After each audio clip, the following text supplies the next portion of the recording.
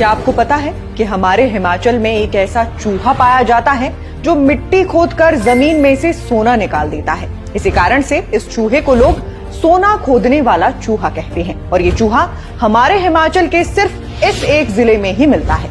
इसलिए आज की खोज परख में हम आपको इसी चूहे के बारे में बताएंगे, जिसे अंग्रेजी में हिमालयन मरमोट कहते हैं। और ये कोई छोटा मोटा चूहा नहीं होता, बल्कि इसका साइज गिलहरी और खरगोश के बीच का होता है। फूली हुई पूंछ, मजबूत पंजे और बेहद ही घने पर वाले इस जीव की लंबाई करीब 50 से 70 सेंटीमीटर और वजन 4 से 9 किलो तक होता है।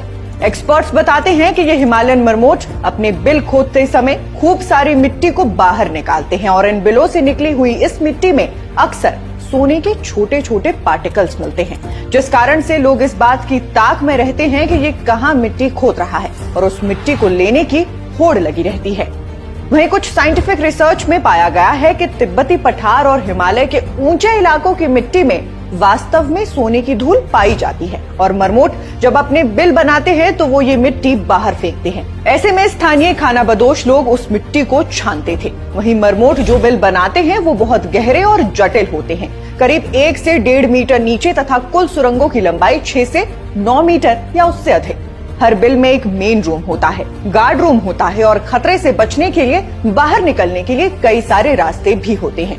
वहीं जब सर्दियां आती हैं तो ये मरमोट पूरे 6 से 8 महीने गायब हो जाते हैं और पूरे 6 से 8 महीने तक सोते ही रहते हैं। इस दौरान ना तो ये खाते हैं ना ही कुछ पीते हैं और केवल अपनी बॉडी में जमा चर्बी से काम चलाते हैं।